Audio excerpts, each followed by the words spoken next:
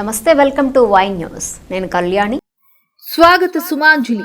గుండె సంబంధిత శస్త్రచికిత్స చేయించుకుని సంపూర్ణ ఆరోగ్యంతో విచ్చేస్తున్న మన ప్రీతమ నేత, మాజీ ఆర్థిక మంత్రి వర్యులు, తెలుగుదేశం పార్టీ పొలిట్ బ్యూరో సభ్యులు గౌరవ శ్రీ యనమల రామకృష్ణుడు గారికి నా హార్దిక స్వాగత సుమాంజలి. చింతమనేడి అబ్బాయి, తుని మండల టీడీపీ అధ్యక్షులు. మహిళలకు చట్టసభల్లో రిజర్వేషన్లు కల్పించే బిల్లుకు మోకాలడ్డిన విపక్షాలపై మహిళలు అగ్గి మీద గుగ్గిలమవుతున్నారు. మహిళల కలలను సాకారం చేసేందుకు ప్రధానమంత్రి నరేంద్ర మోదీ మహిళా బిల్లును పార్లమెంటు ముందుకు తీసుకొస్తే ప్రతిపక్షాలు అడ్డుకోవటాన్ని నిరసిస్తూ జిల్లా కేంద్రం అనకాపల్లిలో బీజేపీ ఆధ్వర్యంలో మహిళలు నిరసన ర్యాలీ చేపట్టారు. బీజేపీ నేత ముత్యాల వెంకటేశ్వరరావు నివాసం నుంచి ప్రారంభమైన ర్యాలీ 4 రోడ్ల జంక్షన్ వద్ద మానవహారాన్ని నిర్మించారు. ఈ కార్యక్రమంలో ముత్యాల వెంకటేశ్వరరావు, బీజేపీ జిల్లా అధ్యక్షుడు ద్వారపురెడ్డి పరమేశ్వరరావు, ఎలమంచిలి మాజీ మున్సిపల్ చైర్పర్సన్ ఆడారి రామకుమారి తదితరులు పాల్గొన్నారు. అనకాపల్లిలో కదం తొక్కిన మహిళా లోకం.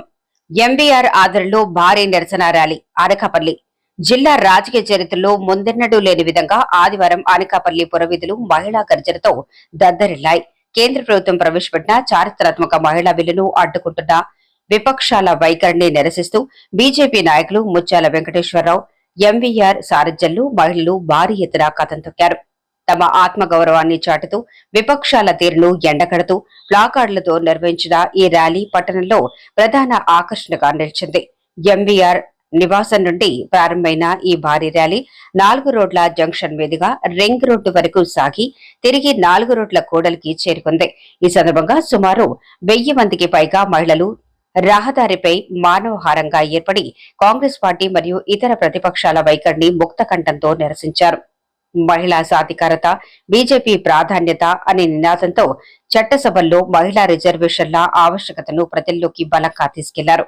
ఈ నిరసన కార్యక్రమంలో ఎంవీఆర్ తో పాటు జిల్లా బీజేపీ అధ్యక్షులు ద్వారపురెడ్డి పరమేశ్వరరావు, ఎలమంచలి మున్సిపల్ చైర్మన్ ఆడారి రామకుమారి తదితరులు పాల్గొన్నారు. వారు మాట్లాడుతూ మహిళలు కేవలం ఓటర్లు మాత్రమే కాదని దేశాన్ని నడిపించే శక్తివంతులని కొనియాడారు. దశాబ్దాల కాలం అధికారంలో ఉండి కూడా మహిళా బిల్లును అటకెక్కించిన కాంగ్రెస్ పార్టీకి, రాహుల్ గాంధీకి మహిళా సాధికారత గురించి మాట్లాడే నైతిక హక్కు లేదని దుయ్యబట్టారు. ప్రధాని మోదీ మహిళలకు 33% రిజర్వేషన్లు కల్పిస్తుంటే పార్లమెంటులో కాంగ్రెస్ నీచమైన చర్యలకు పాల్పడుతూ అడ్డుకుంటోందని వారు విమర్శించారు. వందలాది మంది మహిళలు ఏకతాటిపైకి వచ్చి నిర్వహించిన ఈ కార్యక్రమం పట్టణంలో హాట్ టాపిక్ గా మారింది. ముఖ్యంగా జంక్షన్ వద్ద ఏర్పాటు చేసిన క్యూఆర్ కోడ్ ద్వారా వందలాది మంది మహిళలు తక్షణమే బీజేపీ సభ్యత్వం తీసుకోవడం విశేషం. ఈ భారీ ర్యాలీ మరియు సభ్యత్వ నమోదుతో అనకాపల్లి ప్రాంతంలో బీజేపీ గ్రాఫ్ ఒక్కసారిగా పెరిగినట్లయింది.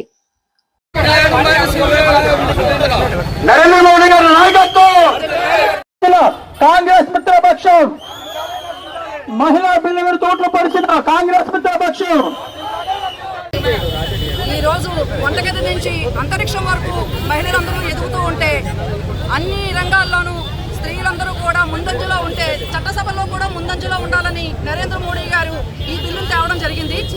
ఆయన ఇచ్చిన మాట ప్రకారం స్త్రీలందరూ కూడా చట్టసభల్లో ఉండాలని చెప్పేసి ఆయన కోరిక ప్రకారం ఈ బిల్లుని పెట్టడం జరిగింది. దానికి కాంగ్రెస్ మిత్రపక్షాలు అడ్డుకోవడం చాలా నీచమైన మార్గంగా కనిపిస్తోంది. ఎందుకంటే మన నరేంద్ర మోడీ గారు స్త్రీని ఎంత గౌరవిస్తారో మనందరికీ తెలుసు. అలాగే ఈ బిల్లును కూడా ఆమోదం చేస్తే కనుక స్త్రీలందరూ కూడా మన భారతదేశానికి మంచి వెన్నెముకగా అయ్యి మన భారతదేశాన్ని ఇంకా అభివృద్ధి పథంలో నడిపిస్తారని చెప్పేసరికి ఆయన చాలా ఆశపడ్డారు. ఇది కాంగ్రెస్ మిత్రపక్షాలన్నీ కూడా ఈ బిల్లుని రానియకుండా చేయడం చాలా కూడా హీనమైన స్థితి. ఇది వాళ్ళు చేసిన పని మాత్రం మెచ్చదగ్గ విషయం కాదు. సోనియా గాంధీ గారు అంతకుముందు వాళ్ళ అత్తగారైన ఇందిరాగాంధీ గారు స్త్రీమూర్తి కాదా? సోనియా గాంధీ గారు స్త్రీమూర్తి కాదా? ఇప్పుడున్న ప్రియాంక గాంధీ గారు స్త్రీమూర్తి కాదా? మరి మమ్మల్ని ఎందుకు అడ్డుకుంటున్నారు? సామాన్య ప్రజల్ని చట్టసభలోకి రానియకుండా ఎందుకు అడ్డుకుంటున్నారు? ఈ బిల్లుని వెంటనే ఆమోదించాలని చెప్పేసి మేము డిమాండ్ చేస్తున్నాం. చేసుకుంటూ ఇప్పటికైనా సరే కాంగ్రెస్ పార్టీ మిత్రపక్షాలు కన్ను తెరిచి మహిళలకు అన్యాయం చేయొద్దు, మహిళలకు 33% రిజర్వేషన్ ఇవ్వాలి. దానికి వచ్చే పార్లమెంట్ లోనైనా సరే మీరు ప్రభుత్వానికి సహకరించి పార్లమెంట్ లో మళ్ళీ ఈ బిల్లులు ప్రవేశపెట్టి ఆమోదింపజేసే చర్యలు తీసుకోవాల్సిందిగా కాంగ్రెస్ పార్టీ మిత్రపక్షాలని ఈ సందర్భంగా డిమాండ్ చేస్తున్నాం.